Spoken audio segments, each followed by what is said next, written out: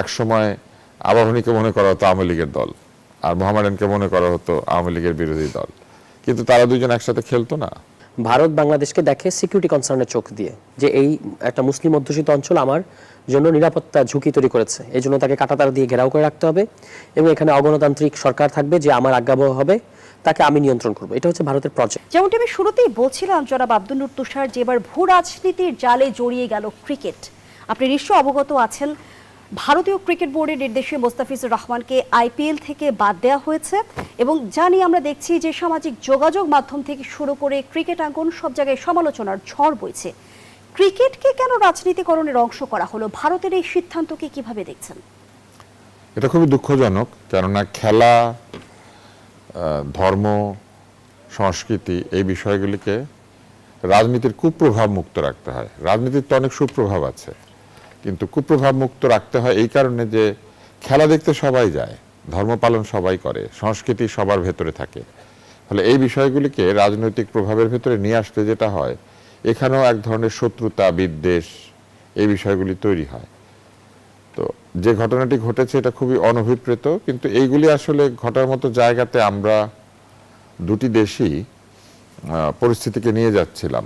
আপনি দেখবেন যে বিভিন্ন সময়ে যেভাবে এক ধরনের উগ্র বক্তব্য দেওয়া হয়েছে, রাজনৈতিক বক্তব্য, কেন যেন মনে হচ্ছিল যে এক পক্ষ আরেক পক্ষের এই উগ্র লোকদেরকে খেপিয়ে তোলার চেষ্টা করছে। ভারতীয়রা চেষ্টা করছেন আমাদের এখানে যারা উগ্র তাদেরকে খেপিয়ে তুলতে, এবং আমাদের এখানে যারা উগ্র তারা চেষ্টা করছেন ভারতের উগ্ররা যাতে খেপে ওঠে। মনে হচ্ছে যেন ওনারা কোনো একটা বিশেষ কোনো খেলা খেলবেন, সেজন্য উগ্র আর উগ্ররা মিলে পুরো পরিবেশটাকে উগ্রতার দিকে নিয়ে যাওয়ার চেষ্টা করছেন। এখন মুস্তাফিজ ভারতে না খেললে কি হবে? মুস্তাফিজের আর্থিক ক্ষতি হবে, কিন্তু আমার ধারণা যে এইভাবে একপাক্ষিক চুক্তি বাতিলের হয়তো কোনো টার্মিনেশন ক্লজও আছে, হয়তো তিনি কিছু ক্ষতিপূরণও পাবেন। কিন্তু ক্ষতি কার হবে? আর হবে ক্যালকাটা নাইট রাইডার্সের, ওখানেই তো সম্ভবত তার খেলার কথা ছিল। আর আইপিএল এর জৌলুস একটু কমবে, কেননা মুস্তাফিজ এখন আন্তর্জাতিক পর্যায়ে একজন পরিচিত বোলার। কিন্তু দেখেন এই যে খেলার রাজনীতিকরণের ফলে কি হয়েছে, আমাদের এখানেও আমাদের সবচেয়ে সেরা খেলোয়াড়, যে কিনা বিশ্বের 3 ফরম্যাটের ক্রিকেটে দীর্ঘ সময় ধরে 1 নাম্বার খেলোয়াড় ছিল, তাকেও আমরা বিশ্বকাপে খেলতে দেই নাই। এখানেও রাজনৈতিক হস্তক্ষেপ হয়েছে বোর্ডের উপরে, এবং একজন উপদেষ্টা কিন্তু দাবি করেছেন যে তিনি নিজে নিশ্চিত করেছেন যাতে সে না খেলতে পারে। এই জায়গায় ক্ষতি হয়েছিল কিন্তু বাংলাদেশের পুরোটা, কারণ এই রানগুলি তো বাংলাদেশ পেত, উইকেট পেলে উইকেট বাংলাদেশ পেত, রেকর্ড বুকে বাংলাদেশের নাম লেখা হতো। ওইখানে তো ক্ষতি হচ্ছে ক্যালকাটা নাইট রাইডার্সের আর শাহরুখ খানের আর এই আইপিএল এর, কিন্তু এইখানে তো ক্ষতি হয়েছে আমাদের দেশের ক্রিকেট টিমের। অথচ একটু উদার হলে অন্তত খেলার সুযোগ দেওয়া সম্ভব ছিল, কারণ খেলা তো আর বাংলাদেশে হয় নাই, বিদেশে হয়েছিল। তো এই সব কিছু মিলে আমার কাছে মনে হয় যে আমাদের বোধোদয় হওয়া দরকার যে খেলাকে, সংস্কৃতিকে, গানকে, কবিতাকে, এইগুলিকে এইভাবে উগ্র রাজনীতিকরণ করা উচিত না। এগুলোর পেছনে রাজনীতি থাকে, কিন্তু সেই রাজনীতি বিদ্বেষের রাজনীতি না, সেই রাজনীতি ঐক্যের রাজনীতি। আপনি দুইটা ভিন্ন রাজনীতি করবেন, কিন্তু খেলার মাঠে একসাথে খেলবেন। আমার মনে আছে যে এক সময় আবাহনীকে মনে করা হতো আওয়ামী লীগের দল, আর মোহামেডানকে মনে করা হতো আওয়ামী লীগের বিরোধী দল, কিন্তু তারা দুজন একসাথে খেলতো না। এক সময় একদিকে হাফিজ সাহেব ছিলেন, উনি ফুটবল খেলতেন, এখন যিনি বিএনপির নেতা, উনি প্রায় রেফারিকে ধরে, অনেক মেজাজ ছিল তার, কিল ঘুষি বসিয়ে দিতেন। কিন্তু তার সাথে কি লোকেরা খেলে নাই? খেলেছে তো। এবং ফুটবল খেলাটা এইরকমই, ক্রিকেট খেলাটা এইরকমই। আপনি এই জায়গাতে যে এই রাজনীতিকরণ হয়েছে, ভূ রাজনৈতিক প্রভাব এসে পড়ছে, এটা আমাদের জন্য খুব দুঃখজনক। ক্রীড়াঙ্গন বিষিয়ে উঠবে, এরপরে দেখা যাবে শুধু ক্রিকেট না, অন্যান্য খেলা বন্ধ হবে। আমাদের মেয়েদের ফুটবল দলটা ভালো করছে, আপনি দেখবেন এদের সঙ্গে কেউ খেলবে কেউ খেলবে না। এই জায়গাতে আমার মনে হয় যে আমাদের সতর্ক হওয়া দরকার, এবং আমাদের চেষ্টা করা উচিত যাতে আমাদের খেলোয়াড়রা, শিল্পীরা, কলাকুশলীরা, যারা সাংস্কৃতিক কর্ম করেন, যারা লেখেন, লেখক, এরা যেন ক্ষতিগ্রস্ত না হন। কারণ একজন লেখক, বিসিবির সিদ্ধান্তকে কিভাবে মূল্যায়ন করবেন? বিসিবি যে পাল্টা চিঠি পাঠালো এবং বাংলাদেশ পাল্টাপাল্টি করছে আর কি, এটা এক ধরনের দেখানো যে আমরা একটা পাল্টা ব্যবস্থা নিয়েছি। কিন্তু এই পাল্টা ব্যবস্থা নিয়ে আসলে কার লাভ ক্ষতি হবে? একই ঘটনাই ঘটবে, আমাদের দলটাই খেলতে পারবে না। তাই বলে কি খেলা বন্ধ থাকবে? তা তো আর না। অথবা নিরপেক্ষ ভেন্যুতে খেলা শিফট করতে বলেছেন তারা, শ্রীলঙ্কাতে নিয়ে যেতে বলেছেন আমি যেটা শুনেছি। নিরপেক্ষ ভেন্যুতে গেলে তখন এমনও হতে পারে যে ওইখানে লোকজন ব্যানার প্রদর্শন করবে, বাইরে বিক্ষোভ করবে। আমরা তো এমন এক সংস্কৃতিতে পৌঁছেছি, ডিম মারার সংস্কৃতিতে। এখন যদি খেলাতেও ডিম মারামারি শুরু হয়ে যায়, সেটা আমাদের জন্য ভালো হবে না। বিগত সময় আমরা ভারতের হেজিমনি দেখেছি। ভারত আসলে বাংলাদেশের কাছ থেকে কি প্রত্যাশা করে? নতজানু হলেই সম্পর্ক মধুর হবে, নইলে তিক্ততার সম্পর্ক হবে, এমনটি কি? বড় দেশগুলির মধ্যে না এই ধরনের মোড়লিপনার একটা চেষ্টা থাকে। আপনি দেখবেন ক্রিকেটেও এরা মোড়লি করে। তিনটা দেশ আছে, অস্ট্রেলিয়া, ইংল্যান্ড এবং ভারত। এরা মিলে মোড়লগিরি করে। আপনার নিশ্চয় মনে আছে আইসিসি ট্রফিতে আমাদের তখনকার যে বোর্ডের সভাপতি ছিলেন, তিনি নেমে আসতে বাধ্য হয়েছিলেন, তাকে পুরস্কার দিতে দেয়নি, অথচ আইসিসি সভাপতি হিসেবে তার হাত থেকে পুরস্কার দেওয়ার কথা ছিল। তো এইসব মোড়লি তারা প্রায় করেন। তারা ক্রিকেটের রুলস নিজেরা বদলান, নিজেরা ঠিক করেন কম্পিটিশনের রুলস কি হবে, কে কিভাবে খেলবে। আজ সুপার লিগ, কাল রবিন লিগ, পরশু হোম অ্যান্ড অ্যাওয়ে, মানে ইচ্ছা মতো তারা তাদের প্রসেস তৈরি করেন। এবং আপনি লক্ষ্য করবেন যে টুর্নামেন্টগুলিতে এই দলগুলি যাতে অন্তত সেমিফাইনালে কনফার্ম খেলে, সেইভাবে ফিক্সচার পর্যন্ত করা হয়। এই ধরনের রাজনীতি আছে খেলায়। এবং আমি বলবো যে এই মোড়লি করার প্রবণতা বড় দেশগুলো থাকে। এটা আপনি দেখবেন যুক্তরাষ্ট্রে আছে, সে তার এলাকাতে মোড়লি করে। ইউরোপেও কিছু কিছু দেশ আছেন যারা আঞ্চলিক মোড়লি করেন। হ্যাঁ, তো এবং আমরা তো জানি যে ইউরোপের মোড়ল তো হচ্ছেন রাশিয়া। তো এইরকম মোড়লি করার প্রবণতা থাকে, এবং এটা থাকে আসলে তাদের পাওয়ারের কারণে। আমি আজকে একটা আর্টিকেল পড়ছিলাম যেখানে বলা হচ্ছিল যে আসলে আমাদের এইখানে সিস্টেম বদলেছে, কিন্তু পাওয়ারের আচরণ কি বদলেছে? পাওয়ার আর রিসোর্স এই দুইটা একটা আরেকটার সঙ্গে থাকে। পাওয়ার তার পাওয়ারের মাধ্যমে রিসোর্স গ্র্যাব করার চেষ্টা করে। একসময় ঔপনিবেশিকতা দিয়ে তারা লুটপাট করত, তারপরে একসময় শান্তি রক্ষার নামে তারা লুটপাট করেছে, এখন তারা আবার গণতন্ত্রের নামে লুটপাট করছে। আপনার যদি প্রচুর পরিমাণে শারীরিক শক্তি থাকে অথবা সামরিক শক্তি থাকে, তাহলে আমরা দেখেছি যে পৃথিবীর সকল রাষ্ট্র অতীতে যেমন আচরণ করত, এখনো সেই আচরণই করে, কিন্তু ভিন্ন ভিন্ন অজুহাত দিয়ে। এবং আক্ষরিক অর্থে গ্লোবাল সুবিচার বা বৈশ্বিক সুবিচারের যে ধারণাটি, এটা প্রতিষ্ঠিত হয় নাই। বৈশ্বিক সুবিচারের ক্ষেত্রেও তারা ভেটোর পদ্ধতি রেখেছে, তাদের ভালো না লাগলে তারা না করে দেয়। তো এই বিষয়গুলি কেন নির্ধারিত হয়েছে? এই বৈশ্বিক ভেটো কিন্তু নির্ধারিত হয়েছিল পরমাণু শক্তির উপরে নির্ভর করে। তার মানে আমাদের এখানে ন্যায় বিচারও বৈশ্বিকভাবেও এক ধরনের সামরিক শক্তি এবং অর্থনৈতিক শক্তির উপরে নির্ভরশীল। পৃথিবীতে সেই রাষ্ট্রগুলি প্রকৃতই সার্বভৌম এবং স্বাধীন, যারা কিনা হয় অর্থনৈতিক এবং সামরিকভাবে অত্যন্ত শক্তিশালী, অথবা শক্তিশালী দেশগুলি তাদের সার্বভৌমত্বের পেছনে এসে দাঁড়ায়। এখনো কিন্তু পৃথিবীতে প্রকৃত অর্থে গ্লোবাল সার্বভৌম সংস্কৃতি তৈরি হয় নাই। কিন্তু আমরা বাস্তবতা যদি তুলে ধরি, আমরা দেখলাম যে কূটনৈতিক মিশনে হামলা বিক্ষোভের ঘটনা ঘটেছে, দুই দেশের রাষ্ট্রদূতকে পাল্টাপাল্টি তলবের ঘটনাও ঘটেছে। প্রতিবেশী পরিবর্তনের কোনো সুযোগ নেই। এই যে ভারত বাংলাদেশের সম্পর্কে যে টানাপোড়েন তৈরি হয়েছে, এর আসলে ভবিষ্যৎ তর্জমাটা কি? আমার মনে হয় আমাদের রাজনীতিবিদদের চিন্তা করা উচিত যে প্রত্যেক অ্যাকশনের তো একটা রিয়াকশন আছে, এবং প্রত্যেক অ্যাকশনের একটা ইম্প্যাক্ট আছে। পলিটিক্যাল বক্তব্য থেকে শুরু করে পলিটিক্যাল কর্মসূচি সবকিছু দেওয়ার সময় দেশের স্বার্থ সামনে রাখা দরকার, এবং এমনভাবে আচরণগুলি করা দরকার যাতে দীর্ঘমেয়াদে আমাদের দেশের বাণিজ্য, অর্থনীতি, মানুষের জীবনযাত্রা ব্যাহত না হয় বা ক্ষতিগ্রস্ত না হয়। দিনের শেষে চাল ডাল আমদানি করতে হয়, দিনের শেষে পেঁয়াজ লাগে, রসুন লাগে, দিনের শেষে কারো ইলিশ লাগে, হ্যাঁ, কারো পান লাগে, হ্যাঁ, কারো সুপারি লাগে। তো এই জিনিসগুলি তো আসলে দিনের শেষে আমাদের দরকার হয়। তাই আমাদের সম্পর্ক এমন জায়গায় নিয়ে যাওয়া উচিত না যেখানে মুখ দেখা থেকে বন্ধ হয়ে যায় এবং ব্যবসা বাণিজ্য বন্ধ হয়ে যায়। আমাদের দেশের জন্য আমাদের অর্থনীতি খুবই গুরুত্বপূর্ণ, কারণ আমরা তো ওই অর্থনীতি হিসেবে শক্তিশালী দেশ না। সেই কারণে আমাদের রাজনীতি যেন কোনো কারণে আমাদের অর্থনৈতিক কর্মকাণ্ডকে ক্ষতিগ্রস্ত না করে, সেই দিকে খেয়াল রাখা খুবই জরুরি। আমি দুঃখের সাথে বলবো যে ইদানিং বেশ কিছু কর্মসূচি হয়েছে যেগুলি আসলে উগ্রতাকে উস্কে দিয়েছে, এক ধরনের বন্ধুত্ব বিরোধী কাজ হয়েছে।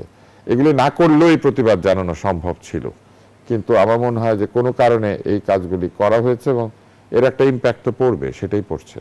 ধন্যবাদ জানাচ্ছি জনাব আব্দুল নূর তুষার, সারওয়ার তুষার।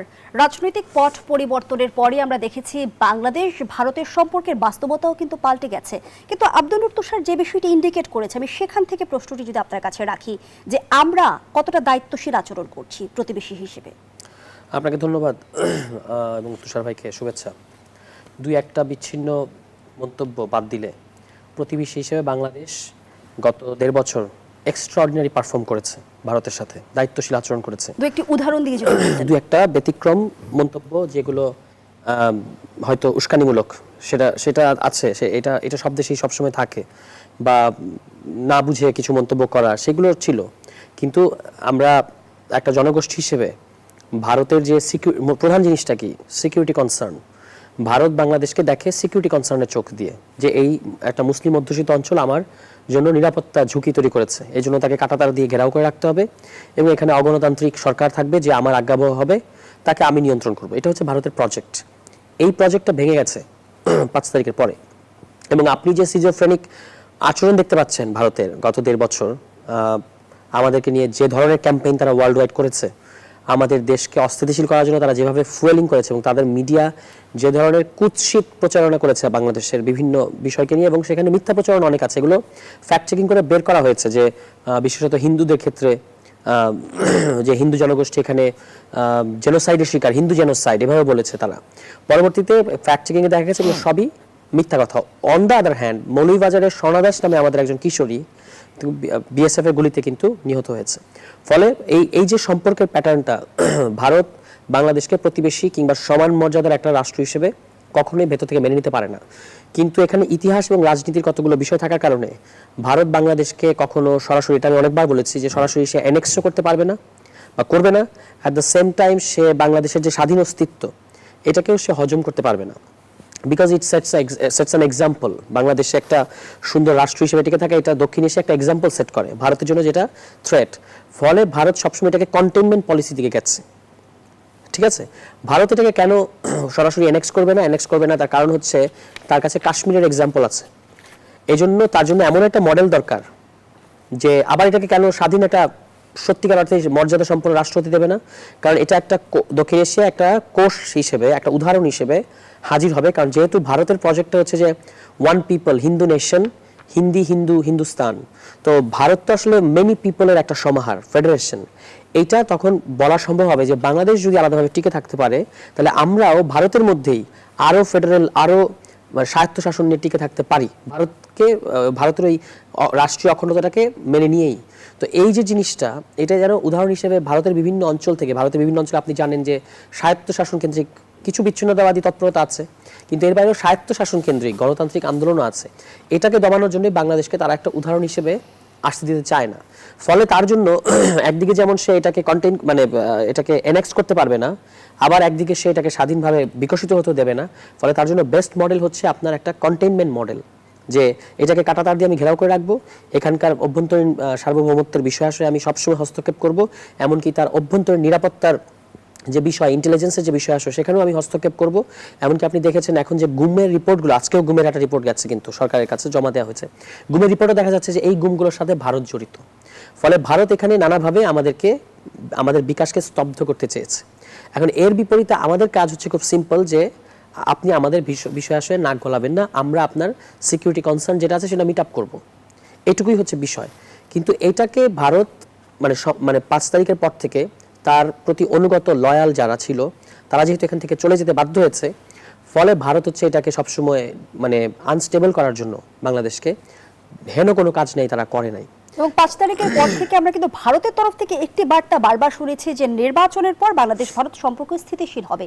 তার মানে অন্তর্বর্তী সরকার কি তারা কোনোভাবেই মেনে নিতে পারছে না? মেনে নেয় নাই, তার কারণ হচ্ছে তারা এই গণঅভ্যুত্থানটাকে মানতে চায় না। তারা এই গণঅভ্যুত্থানটাকে একটা ষড়যন্ত্র, এবং আপনি ওই যে বিনা সিকরি সহ ভারতের যারা বাংলাদেশ বিশেষজ্ঞ তাদের বিভিন্ন সময়ের বক্তব্য আমরা দেখেছি, তারা কিন্তু এটাকে গণঅভ্যুত্থান, বাংলাদেশের জনগণ একটা নিজের শক্তিতে একটা গণঅভ্যুত্থান করে একটা প্রচন্ড ফ্যাসিবাদী সরকারকে উৎখাত করতে পারে গণতান্ত্রিক প্রক্রিয়ায়, এটা ভারতের পক্ষে মানা সম্ভব না। ফলে তারা এর মধ্যে ষড়যন্ত্র খুঁজবে, কখনো মার্কিন ষড়যন্ত্র, কখনো এখানে ভেতরে এরকম নানা উপাধিতে তারা এটাকে দেখাতে চাইবে। আমি গণঅভ্যুত্থানের পরপর ভারতীয় মিডিয়ায় কিভাবে বাংলাদেশকে পোর্ট্রে করা হয়েছে এবং তার ইনহেরেন্ট প্রবলেমগুলো কি, এটা নিয়ে একটা প্রায় 20 পাতার উপর একটা প্রবন্ধ আমি উপস্থাপন করেছিলাম একটা সেমিনারে ঢাকা ইউনিভার্সিটিতে।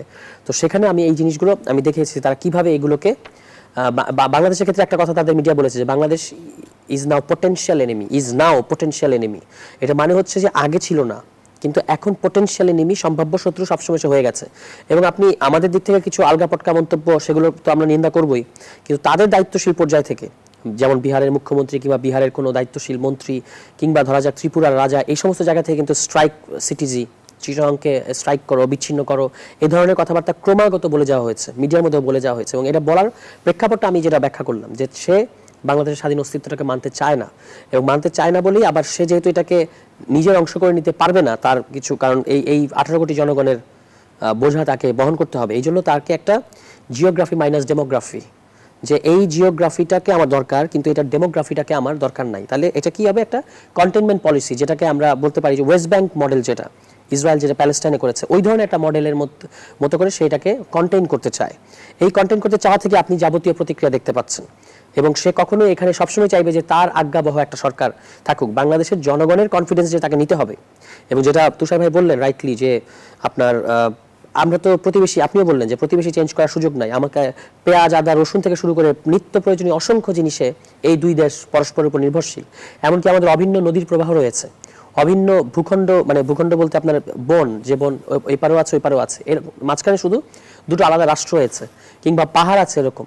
তো এরকম জায়গায় দুই রাষ্ট্রেরই উচিত হচ্ছে মানে পরস্পরের যেটা টেরিটোরিয়াল ইন্টিগ্রিটি, এটার প্রতি শ্রদ্ধাশীল থাকা। তো সেই ক্ষেত্রে আমি সেই 10 ট্রাকের পরে বাংলাদেশ প্রশ্নে ভারতের যে উদ্বেগটা তৈরি হয়েছে, এরপরে কিন্তু বাংলাদেশের দায়িত্বশীল রাজনীতিবিদরা এটা নিয়ে মানে সবসময় বোঝানোর চেষ্টা করেছে যে আমরা আপনাদের যে টেরিটোরিয়াল ইন্টিগ্রিটি, এটার প্রতি সর্বোচ্চ সম্মান জানাতে চাই। কিন্তু ভারতের পক্ষ থেকে যে একটা দাদাগিরি সবসময় আমরা দেখতে পেয়েছি, এটা হচ্ছে সংকটের গোড়ায়। তাদের উচিত ছিল বাংলাদেশের জনগণের এই অভূতপূর্ব পরিবর্তনটাকে স্বাগত জানানো। এবং আমি ওই তাদের কিছু সেমিনার হয়েছে, সেই সেমিনারের যে কিনোট পেপার যারা যেগুলো প্রকাশ করেছে, সেগুলো আমি যতটুকু খেয়াল করার চেষ্টা করলাম, তারা কিন্তু কিছুতেই মনে করে না যেখানে একটা আসলেই যেটা মাস আপরাইজিং, পপুলার মাস আপরাইজিং আমরা যেটাকে বলি, সেরকম কিছু এখানে ঘটেছে, এটা তারা মনে করে না। এখান থেকেই হচ্ছে তাদের অ্যানালাইসিসটা শুরু হয়। ফলে তারা এটাকে কিভাবে কন্টেইন করবে সেখানে তারা মনোযোগ দিতে চায়। কিন্তু তাদের উচিত ছিল যে প্রধানত আমার কি পলিসিটা, আমার পলিসিটা, বাংলাদেশ পলিসিটা কোথায় ভুল ছিল গত 15 বছর, কেন আমি একটা দেশের নির্বাচনী প্রক্রিয়ায়, গণতান্ত্রিক প্রক্রিয়ায় এভাবে হস্তক্ষেপ করলাম, এর ফলে তাদের কি ক্ষতি হয়েছে। এই হস্তক্ষেপের কথা আপনি বলছিলেন, আপনার নজরে আনতে চাই একটি বিষয়। ইন্টারন্যাশনাল ক্রাইসিস গ্রুপ সম্প্রতি একটি প্রতিবেদন প্রকাশ করেছে, তাতে বলা হয়েছে শেখ হাসিনা সরকারের পতনের ফলে ঢাকা ও নয়াদিল্লির মধ্যে সম্পর্কের অবনতি ঘটেছে, এবং বাংলাদেশে অনুষ্ঠিতব্য নির্বাচন ও সম্পর্ককে নতুন করে ঢেলে সাজানোর সুযোগ এনে দিয়েছে। ভারত কি সে সুযোগ গ্রহণ করবে, নাকি আবারও নগ্ন হস্তক্ষেপ করবে? সীমান্ত নিয়ে বিরোধ, পাল্টাপাল্টি বাণিজ্য নিষেধাজ্ঞা আরোপ হয়েছে এবং উস্কানিমূলক বক্তব্য বেড়েছে বহুগুণ। তবে বাংলাদেশে অনুষ্ঠিতব্য নির্বাচন এ সম্পর্ককে নতুন করে ঢেলে সাজানোর সুযোগ এনে দিয়েছে। ভারত কি সে সুযোগ গ্রহণ করবে, না অতীতের মতো নির্বাচন রাজনীতি নিয়ে নগ্ন হস্তক্ষেপ করবে? আমার কাছে মনে হয় ভারত তার কন্টেইনমেন্ট পলিসি থেকে বের হবে না। মানে তার বাংলাদেশ নিয়ে প্রধানত যে দৃষ্টিভঙ্গিটা, এটা অত্যন্ত ওরিয়েন্টালিস্ট দৃষ্টিভঙ্গি, মানে একটা প্রাচ্যবাদী দৃষ্টিভঙ্গি। যে এই আমি যেটা বললাম, যে একটা জনগোষ্ঠীকে তার স্বতন্ত্র সমীকরণের মধ্য দিয়ে না দেখে আপনি আপনার সিকিউরিটি কনসার্ন হিসেবে দেখেন, এখান থেকে প্রবলেমটা শুরু হয়। কিন্তু বাংলাদেশকে যদি ভারত কনফিডেন্সে নিতে চায়, তাহলে অবশ্যই তাকে তার পুরনো যে পলিসি সেটাকে রিভিজিট করতে হবে, এবং তার উচিত হচ্ছে বাংলাদেশের সাথে সুসম্পর্ক গড়ে তোলা। হোয়াট এভার এখানে সরকার কে থাকবে সেটা ভারতে দেখার বিষয় না, এটা বাংলাদেশের মানুষ ঠিক করবে। ভারতের উচিত বাংলাদেশের রাষ্ট্র এবং বাংলাদেশের জনগণের সাথে, কারণ সরকার যেই থাকুক, জনগণ এবং রাষ্ট্র কিন্তু সবসময় থাকছে, ফলে এটার সাথে সম্পর্ক করাই ভারতের জন্য ভালো। কিন্তু ভারতের ওই যে আমি যে বাংলাদেশ পলিসির কথা বলছি, এটার ব্যাপারে প্রায় সকল দলের মধ্যে একটা বিরল ঐক্যমত্য আছে, এবং পলাতক গণহত্যাকারী শেখ হাসিনাকে আশ্রয় দেওয়ার ব্যাপারেও একটা সর্বদলীয় ঐক্যমত্য আমরা দেখেছি। ফলে সবকিছু মিলিয়ে তারা আমার মনে হয় না যে খুব বেশি পরিবর্তন করবে। তারা আবারও নতুন ফরম্যাটে এখানে তাদের নিয়ন্ত্রণটা প্রতিষ্ঠা করতে চাইবে, প্রকাশ্য কিংবা অপ্রকাশ্য পরোক্ষ নিয়ন্ত্রণ যেভাবেই হোক তারা সেটা করতে চাইবে। আগামী সরকারের উচিত হবে, আমরা তো শত্রুতা করতে চাই না, আমরা তো সারাক্ষণ আমাদের প্রতিবেশীর সাথে ঝগড়া করতে চাই না, আমরাও শান্তি চাই। কিন্তু সেক্ষেত্রে তার উচিত হবে, আপনি খেয়াল করবেন যে প্যালেস্টাইন এবং ইসরায়েলের ক্ষেত্রে একটা ফ্রেম এরকম ছিল যে ল্যান্ড ফর পিস, এরকম বলা হতো। অর্থাৎ ইসরায়েল ল্যান্ড দেবে, তার বিনিময়ে প্যালেস্টাইনকে পিস দিতে হবে, শান্তি দিতে হবে। মানে প্যালেস্টাইন হচ্ছে অশান্তির গোড়া, তাকে সে শান্তি যদি নিশ্চিত করে, সে যদি অশান্তি না করে, তাহলে ইসরায়েল, যেটা কিনা প্যালেস্টাইনেরই ভূমি, সেই ভূমিটা প্যালেস্টাইনকে দেবে। এরকম একটা, এই যে ফ্রেমটা আপনি যদি খেয়াল করবেন যে এখানেও কিন্তু এই ধরনের ফ্রেম আছে যে শান্তি নিশ্চিত করতে হবে বাংলাদেশকে, যেন বাংলাদেশই সমস্ত অশান্তির গোড়া। কিন্তু আপনি যদি ভালো করে দেখেন এখানে সকল অশান্তির পেছনে ভারতের যে বাংলাদেশের সমস্ত বিষয়ে তাদের যে গোয়েন্দাদের যে নাক গলানো, এটা হচ্ছে প্রধান সমস্যা। এখান থেকে ভারত যদি সরে আসে তাহলে আমরা ভারতের যে সিকিউরিটি, আমরা বুঝি যে আমরা হয়তো এখন ওই আপনার যেটাকে বলে যে ইইউ এর মতো একটা পুরোপুরি খোলা সীমান্ত হতে পারবো না, এই কাঁটাতার এভাবে থাকবে, সেগুলো আমরা বুঝতে পারি প্র্যাকটিক্যাল কারণটা। তাদের সিকিউরিটি কনসার্নটা আমরা নিশ্চিত করবো এবং আমাদের ভূমি যেন তাদের কোনো বিচ্ছিন্নতাবাদীরা ব্যবহার করতে না পারে সেটা আমরা দেখব। কিন্তু ভারতকে কিন্তু দেখতে হবে যে তার যে অন্যায্য হস্তক্ষেপ প্রত্যেকটা মানে আমাদের সেক্টরে, এটা ভারতকে বন্ধ করতে হবে। আপনি বলতে চাইছেন আন্তরিকতা কিংবা সহযোগিতা আসলে পারস্পরিক হতে হবে? ডেফিনেটলি পারস্পরিক হতে হবে এবং বাংলাদেশ সবসময় মানে আমি যেটা বললাম যে কিছু বিচ্ছিন্ন ঘটনা বাদ দিলে বা বিচ্ছিন্ন মন্তব্য বাদ দিলে বাংলাদেশ মানে যথেষ্ট পরিমাণ আন্তরিকতা দেখিয়েছে যে সে এটা ঠিক করতে চায়। এবং এই 10 টাকার, বিশেষত 10 টাকার ঘটনার পরে বাংলাদেশেও কিন্তু একটা উপলব্ধি আছে যে এটা করতে দেওয়া যায় না। অন্যের ভূখণ্ডকে যারা বিচ্ছিন্নতাবাদী তৎপরতার জন্য ব্যবহার করতে চায় সেটা যে ঠিক না, এটা কিন্তু বাংলাদেশের উপলব্ধি আছে। কিন্তু ভারতের দিক থেকে কিন্তু আপনি সেরকম কোনো উপলব্ধি আমি অন্তত দেখতে পাই না। ধন্যবাদ জানাচ্ছি সারওয়ার তুষার। জনাব আব্দুল নূর তুষার, ব্রিটিশ বার্তা সংস্থা রয়টার্সকে দেয়া এক সাক্ষাৎকারে জামায়াতের আমির ডাক্তার শফিকুর রহমান ভারতীয় কূটনীতিকের সঙ্গে বৈঠক করার কথা জানিয়েছেন। সেই সঙ্গে তিনি দাবি করেছেন ভারতের ওই কূটনীতিক তাকে বৈঠকটি গোপন রাখতে বলেছেন। নিশ্চয়ই আপনার বেশ কয়েক বছর আগের ঘটনা মনে আছে যখন জাতীয় পার্টির চেয়ারম্যান জিএম কাদের বলেছিলেন ভারতের সাথে কি কথা হয়েছে তা ভারতের অনুমতি ছাড়া বলা যাবে না। নির্বাচন এলেই আমরা দেখি ভারতের গোপন বৈঠক কিংবা দেন দরবার বাড়ে। এর পেছনে কি কারণ? কারণ আমি জানি না, কিন্তু আমি এই আচরণটি আসলে বৃহৎ রাষ্ট্রের আচরণ, বড় রাষ্ট্রগুলি এই আচরণ করে। কারণ একটু আগে সারওয়ার তুষার যেটা বলছিল যে তারা আসলে তাদের চারপাশের যত রাষ্ট্র আছে তাদেরকে এক ধরনের কন্টেইনমেন্ট পলিসির মধ্যে রাখে। তারা মনে করে সব লোক ভারতে ঢুকে পড়তে চায়, যেমন আমেরিকা মনে করে সব মেক্সিকানরা, স্প্যানিশরা আমেরিকাতে ঢুকে পড়তে চায়, কিউবানরা ঢুকে পড়তে চায়। আমেরিকাতে ঢোকার হয়তো অনেক কারণ আছে, কারণ আমেরিকা অত্যন্ত ধনী দেশ, তারা সেইখানে কর্মসংস্থান হয়, ব্যবসা বাণিজ্য হয়, উন্নত একটা জীবন পায়। কিন্তু আমাদের দেশের লোক কেন ওইখানে যাবে, কি উন্নত জীবনের জন্য? এটা কিন্তু কোনো উত্তর নাই, তাই না? এমনকি আইন শৃঙ্খলা পরিস্থিতি বা অন্য যে কোনো কিছু আমাদের চেয়ে খুব ভালো না সেখানে। ভালো, এখন তো বেশ ভালো ওদের, কিন্তু আগে কম্পেয়ার করলে বা তারও আগে কম্পেয়ার করলে একটা স্বাভাবিক পরিস্থিতিতে আমরা একই রকম পরিস্থিতিতেই থাকি। এখন এই যে আলোচনার বিষয়টা যদি আপনি লক্ষ্য করেন তাহলে দেখবেন যে আমাদের রাজনীতিবিদরাই বা তাদের সঙ্গে আলোচনা করতে কেন আগ্রহী হয়, এই প্রশ্নটা আমাদের করা উচিত। আপনি যে প্রশ্নটা করেছেন আমি এটাকে পাল্টা করি যে তারা না হয় খুব প্রভাব বিস্তার করতে চায়, তারা এখানে ঢুকতে চায়, অনেক কিছু করতে চায়। আমাদের রাজনীতিবিদরা কিসের আশায় তাদের সাথে মিটিং করে আবার তাদের পরামর্শ শুনে আবার সেটা গোপন রাখে, এখন প্রকাশ করার আগে কি তাদেরকে জিজ্ঞেস করে নেয়? সেটাও কিন্তু আমাদের জানার ইচ্ছা। আপনার মনে আছে আওয়ামী লীগের একজন মন্ত্রী ছিলেন, আপনাকে মনে আছে, পররাষ্ট্রমন্ত্রী, উনি তো স্বামী স্ত্রী সম্পর্কের কথা বলেছিলেন। তারপরে উনি বলেছিলেন তাদের কবি আমাদের কবি, তাদের চাল আমাদের চাল, কি কি জানি বলেছিলেন, তারা আমরা সবাই এক, বলেছিলেন যে তলে তলে আপোষ হয়ে গেছে, আমরা আছি দিল্লি, আছি দিল্লি আছি, আমরা আছি। তলে তলে আপোষটি উনি একেবারে সবার বেলায় বলেছিলেন, এমনকি বাইডেনের সাথে সেলফি, মূল উদ্দেশ্য ছিল সেইটা। বাইডেনের সাথে সেলফি তোলার পরে উনি বলেছিলেন তলে তলে সব ঠিক হয়ে গেছে। তখন আমি প্রশ্ন করেছিলাম যে কথা তলে তলে করেছেন এটা উপরে উপরে বলে দিচ্ছেন কেন? তলে তলে ঠিক করলে তো তলে তলেই থাকার কথা, তলে তলে করে এসে কেউ উপরে উপরে বলে? তো এখন আপনি যেটা জিজ্ঞেস করেছেন আমি শুধু এতটুকুই বলবো যে ভারত বৃহৎ রাষ্ট্র, তাদের সঙ্গে অনেক লম্বা বর্ডার আছে যে দেশগুলির, তাদের মধ্যে আমরা একটা, এবং আমাদের সঙ্গে অনেক কমন জিনিসপত্র তারা শেয়ার করেন। এবং আমাদের একটা বড় অ্যাডভান্টেজ হচ্ছে আমাদের এই অঞ্চলে এবং ভারতে প্রচুর বাংলাভাষী জনগণ আছেন, যেখানে আমরা কিন্তু শুধু যে কমন বন শেয়ার করি কিংবা কমন নদী ব্যাপারটা তা নয়, আমরা খাবার একই রকম খাই, আমরা একই লেখকের বই পড়ি, আমরা একই কবির গান গাই, আমরা একই ধরনের জামা কাপড়ও পরি, আমাদের অনেক ধরনের মিল আছে। আমার ধারণা যে এটাও একটা কারণ যে তারা সবসময় মনে করে যে যাতে তাদের ওইখানে কোনো এরকম বিচ্ছিন্নতার আন্দোলন কিংবা কোনো ধরনের স্বাধীনতাকামী আন্দোলন তৈরি না হয়, সেই জন্য যে জাতি বা যে গোষ্ঠীগুলির মধ্যে অনেক বেশি সাংস্কৃতিক ঐক্য আছে তাদের মধ্যে বিভেদ তৈরি করে রাখার জন্য তারা একটা রাজনৈতিক সমস্যা সবসময় জিয়ে রাখার চেষ্টা করে এবং এখন ধর্ম ব্যবহার করে। এবং এই মুহূর্তে তারা ব্যবহার করছে হচ্ছে যে আওয়ামী লীগ কেন চলে গিয়েছে, এই জন্য বাংলাদেশ ভারতের শত্রু হয়ে গিয়েছে। তো জনগণ হবে ভারতের বন্ধু, কোনো দল তো ভারতের বন্ধু হইতে পারে না। তো আমরা উল্টাটা দেখি, তারা দলকে বন্ধু মনে করে, জনগণকে করে না। এটা ঠিক না। এটা আমি মনে করি যে তাদের দৃষ্টিভঙ্গি বদলানো দরকার। আর এই দৃষ্টিভঙ্গি বদলানোর জন্য আমাদের দিক থেকে আমাদেরও কৌশলী হওয়া প্রয়োজন। এমনভাবে কৌশলী হওয়া উচিত যাতে করে এই তথাকথিত একটি, দুটি বা পাঁচটি উদাহরণ দিয়ে তারা দীর্ঘদিনের যে সমস্যা, সেই সমস্যাগুলিকে ঢেকে রাখার চেষ্টা করতে না পারে। যেমন সীমান্তে তারা গুলি করেন, একাধিকবার তারা বলেছেন যে এই গোলাগুলি আর হবে না, কিন্তু আমরা দেখেছি এই চুক্তি তারা ভঙ্গ করেছেন।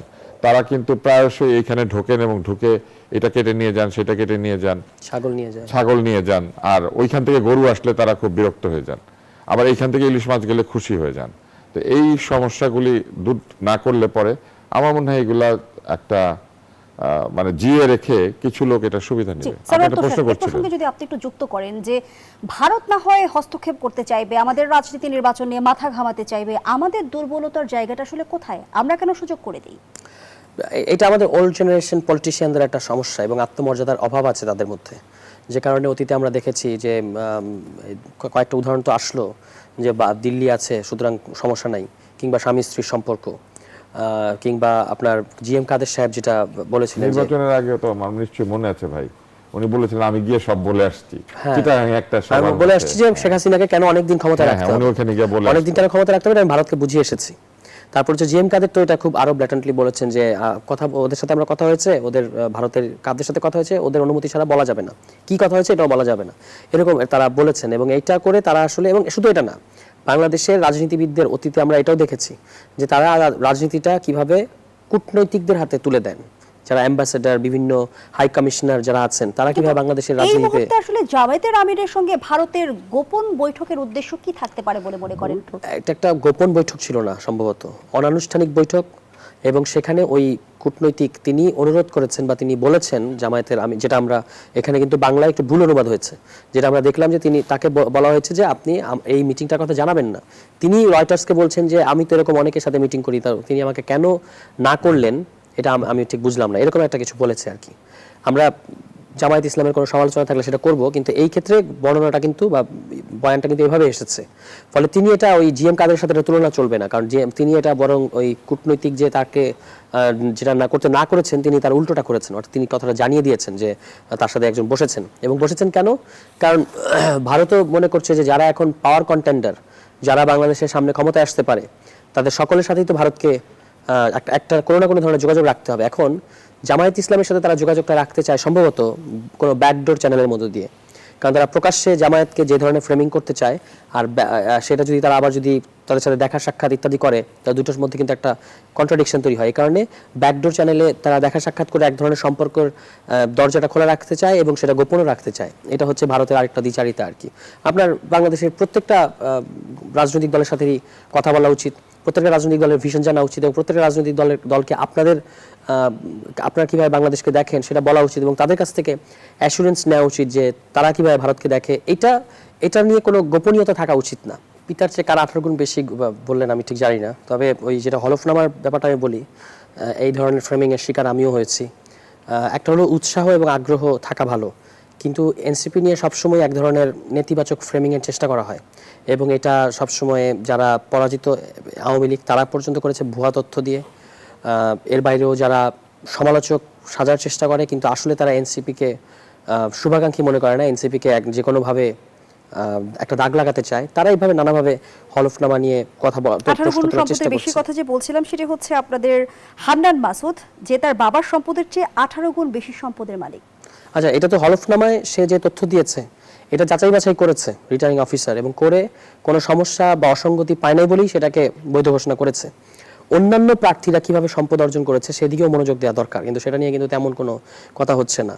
এটা হচ্ছে, আপনারা তো নতুন রাজনীতির কথা বলছেন, আপনারা তো বাংলাদেশপন্থী রাজনীতির কথা বলছেন, তো আপনাদের কাছে নিশ্চয়ই মানুষের এক ধরনের প্রত্যাশা রয়েছে। অবশ্যই প্রত্যাশা আছে, এবং সে মানে যেটা যৌক্তিক প্রশ্ন যেটা প্রয়োজনীয় সমালোচনা সেটা অবশ্যই করতে থাকতে হবে, কিন্তু আমি বলছিলাম ফ্রেমিং এর কথা, যে আপনি সবসময় দেখানোর চেষ্টা করা হচ্ছে যে এনসিপির এই ছেলেরা বা এনসিপি যারা করে তারা আসলে কোনো ধরনের নীতি নৈতিকতার মধ্যে নাই, তারা সবাই দুর্নীতিবাজ, তারা সবাই হচ্ছে আপনার অবৈধভাবে সম্পদ অর্জন করেছে, এরকম একটা ফ্রেমিং দেওয়ার চেষ্টা করা হয়। এইটা করা উচিত না। যেখানে আপনি যদি সুস্পষ্ট অভিযোগ থাকে, যেমন আপনি পুরো একটা বছর এনসিপির বিরুদ্ধে যে সমস্ত চাঁদাবাজির অভিযোগ করা হয়েছে, এর বেশিরভাগই বৈষম্যবিরোধী ছাত্র আন্দোলনের বিভিন্ন আগে যারা সমন্বয়ক ছিল, বৈষম্যবিরোধী ছাত্র আন্দোলন তো একসময় বিলুপ্ত করে দেওয়া হলো, বিভিন্ন ধরনের সমন্বয়ক তারা যেগুলো করেছে সেগুলো এনসিপির ঘাড়ে চাপানোর চেষ্টা করা হয়েছে। আমরা বারবার বলেছি যে এনসিপি একটা রাজনৈতিক দল, তার নেতাকর্মীরা কিছু করলে আপনি সেটা স্পেসিফিক ভাবে বলেন, দুনিয়ার সমস্ত কিছুর দায়ভার আমাদের ঘাড়ে দিয়েন না।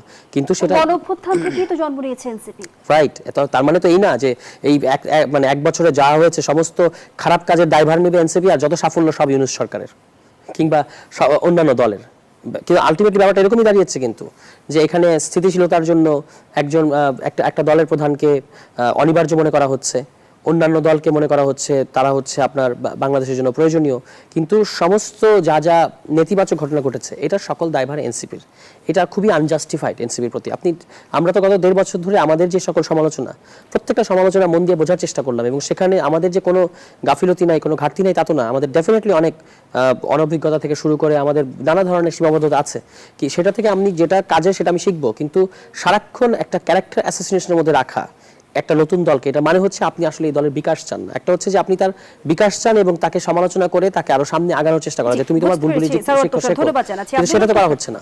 একই বিষয়ে আপনার মন্তব্য জানতে, যে হলফনামায় যে ব্যাপক কৌতূহল সৃষ্টি হয়েছে জনমনে, এনসিপির নেতাকর্মীদের বিশেষ করে প্রার্থীদের ঘোষিত সম্পদ, কারো বার্ষিক আয় 16 লাখ টাকা দেখানো হয়েছে, কারো আবার সম্পদের পাহাড় দেখানো হচ্ছে, এই বিষয়গুলোকে আসলে স্বাভাবিক প্রক্রিয়া হিসেবে দেখছেন? বাংলাদেশের নির্বাচনের হলফনামা অধিকাংশ প্রার্থী ভুল অথবা এক ধরনের তথ্য দিয়ে থাকেন, যেটি শুধুমাত্র নির্বাচন কমিশনের কাছে গ্রহণযোগ্য হওয়ার জন্য। আর এনসিপির সবার বিষয়ে আসলে আপত্তি উঠছে না, কিছু কিছু ব্যক্তির নামে আপত্তি উঠেছে, কারণ তারা বিভিন্ন সময় বিভিন্ন স্ববিরোধী বক্তব্য দিয়েছেন। আমি ব্যক্তিগতভাবে হান্নান মাসুদকে খুব পছন্দ করি, সহজ সরল একটা ছেলে মনে হয় আমার কাছে। হয়তো সেই কারণেই সে 18 গুণ সম্পদের কথা ঘোষণা করেছে, না করলেও পারতো। কিন্তু যেটা ঘটেছে সেটা হচ্ছে যে সে আসলে কোনো সময় বলেছিল যে সে একটা দরিদ্র অবস্থানে আছে, তাদের ঘরটা ভেঙে গিয়েছে এরকম, আবার সেই পরে এসে বলেছে যে তাদের 1.5 একরের উপর বাড়ি আছে, তারা বেশ অবস্থাপন্ন পরিবার। ফলে একই ব্যক্তির মুখে দুই ধরনের বক্তব্য পাওয়ার ফলে এই ধরনের অবস্থা তৈরি হয়েছে। এদের কতটুকু সম্পদ আছে এটা জানার জন্য সকলে কৌতূহলী হয়ে উঠেছেন। এরকম হয়েছে যে আরেকজন বলেছিলেন যে তার ব্যাংক অ্যাকাউন্ট নাই, কিন্তু বলেছেন পরামর্শক হিসেবে আয় করেন, করতেই পারেন, সেটা কোনো অসুবিধাজনক না। ওই যে ব্যাংক অ্যাকাউন্ট নাই, ওইটা নিয়ে আপনার নিশ্চয় মনে আছে যে একবার খুব সমালোচনা হয়েছিল, ওইটার জের ধরে আবার হয়েছে। কেউ কেউ বলেছিলেন যে তাদের বাপদাদার এত টাকা পয়সা আছে যে গাড়ি ভাড়া করা কিংবা নির্বাচনের খরচের জন্য কোনো অসুবিধা হয় না। তো এরকম বিভিন্ন সময় ব্যক্তির কারণে এটা হয়েছে। এনসিপিতে আমি মনে করি না যে সকলেই দুর্নীতি করেছেন, বা সারওয়ার তুষার যেমনটি বলছিল যে উদ্দেশ্য প্রণোদিতভাবে এনসিপিকে এক ধরনের ফ্রেমিং করা হচ্ছে। রাজনীতিতে কি হয় জানেন, রাজনীতিতে প্রতিপক্ষের ভ্যালুয়েবল যারা ক্যান্ডিডেট কিংবা প্রতিপক্ষের যারা মাথা, তাদের দিকেই সব টার্গেটটা হয় বাংলাদেশে। আমি তো এটার বিরুদ্ধেই, বা আমাদের মতো যারা আছেন আমরা এটার বিরুদ্ধেই কথা বলার চেষ্টা করেছি, যে যদি সমালোচনা করেন কাজের সমালোচনা করেন, কিন্তু এই যে উদ্দেশ্য প্রণোদিতভাবে কাউকে সমালোচনা করার চেষ্টা করা, এটা যেমন ঠিক না, আবার এটাও ঠিক যে খুব স্ববিরোধী বক্তব্য না দিলে ভালো হয়। এটা একটা ছোট্ট কথা আছে যে সত্যবাদীকে সত্যটা মনে রাখতে হয় না, কারণ এটা তো আছেই, এটা ওকে মনে করে বলতে হয় না। কিন্তু যদি আপনি কখনো মিথ্যা বলেন, মিথ্যাটা মনে রাখতে হবে, তা না হলে নিজের মিথ্যা আপনি নিজেই ভুলে যাবেন, পরে একটা নতুন মিথ্যা পয়দা করবেন। তো এইটা আসলে একটু খেয়াল রাখতে হবে যে আমরা যেন কথাবার্তা বলার সময় এরকম কিছু না বলি, যাতে পরে সেটা আমাদের বিরুদ্ধে ব্যবহৃত হতে পারে। ব্যক্তিগতভাবে আমরা যে কেউই এটা থেকে মুক্ত তা বলবো না, অনেক সময় এটা হয়ে যায়, কিন্তু চেষ্টা করা উচিত যারা এরকম জায়গায় থাকবেন তাদের চেষ্টা করা উচিত যাতে এরকম না বলেন যে আমার তো পকেটে কোনো টাকা নাই, কাউকে কোনো খরচে দিতে পারছি না, পকেটে 10টা টাকাও নাই, পরে ধরেন 70-80 লাখ টাকা আবিষ্কার হলো। এইটা হলে মুশকিল, কি দরকার বলার যে পকেটে 10 টাকা আপনার কাছে প্রশ্ন রাখি। সম্প্রতি জামায়াত আমিরের বক্তব্যে জাতীয় সরকারের বিষয়টি নতুন করে আলোচনা এসেছে। তিনি বলেছেন, আমরা অন্তত 5 বছর দেশটা স্থিতিশীল দেখতে চাই, যদি দলগুলো একমত হয় তাহলে আমরা সবাই মিলে দেশটা চালাবো। জাতীয় সরকারের এই আলোচনার মধ্যেই আপনার একটি ফেসবুক পোস্ট আমার নজরে এসেছে, যেখানে আপনি লিখেছেন, দেশে কোনো বিরোধী দল না থাকলে আর সবাই মিলে সরকার বানালে ঘটনা কি হলো, বাকশাল 2.6 হলো। আমি একটু জানতে চাই, বাকশালের সাথে যদি আপনি জাতীয় সরকার ইন্ডিকেট করে থাকেন, জাতীয় সরকারের আসলে মিলটা কোথায়?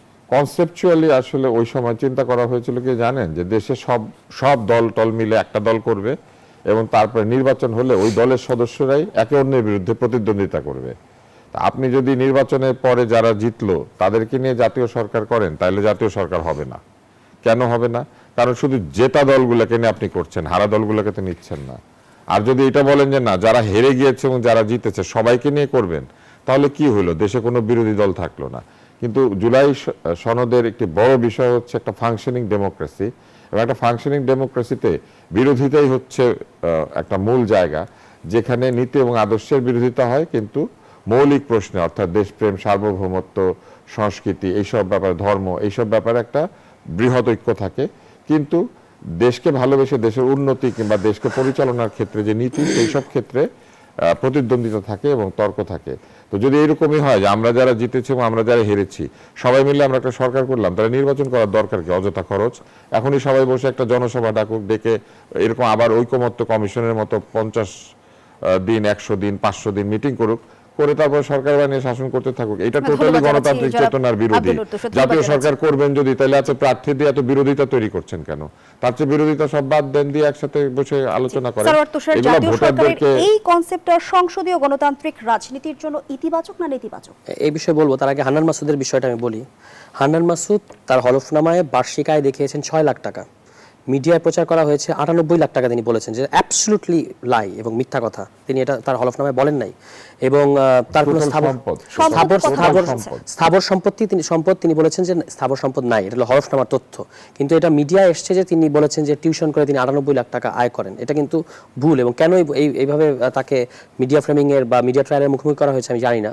এবং যে সকল মিডিয়া এই কাজটা করেছে তারা কিন্তু এটা পরবর্তীতে মানে ভুল, আপনি যেটা ভুল করলেন এটা কিন্তু ভুল স্বীকারও তারা করেন নাই, যে বা একটা থাকে না রিজয়েন্ডার দেওয়ার ব্যাপার, সেটা থাকে না, মানে দেন নাই। এটা হচ্ছে হান্নান মাসুদের ক্ষেত্রে আমি এটা এখন একটু চেক করলাম।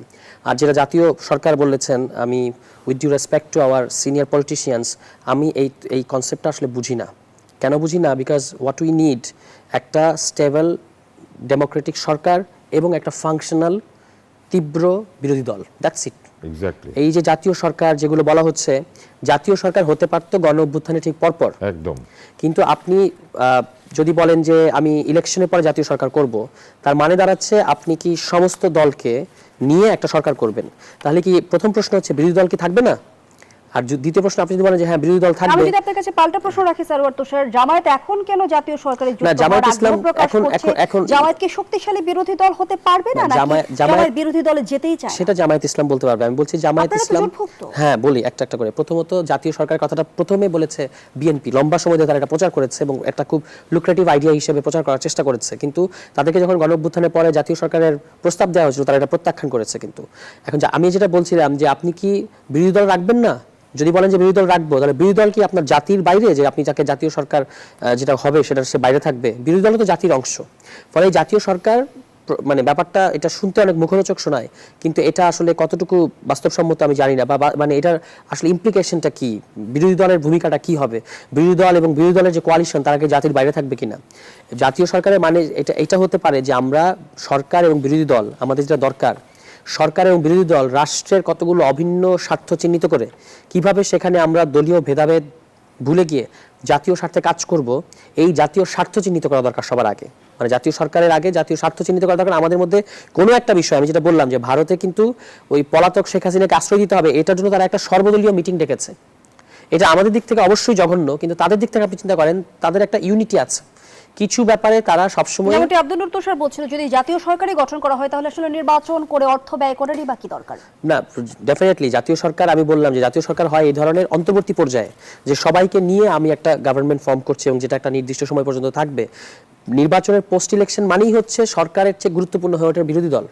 আপনি জানেন যে নেহরুর ওই কথাটা খুব বিখ্যাত, যে তিনি যখন সরকার গঠন করলেন তিনি প্রথমেই বামপন্থী সহ অন্যান্য সবাইকে ডেকে বললেন যে তোমরা শক্তিশালী বিরোধী দল করো এবং আমাদেরকে সমালোচনা করো।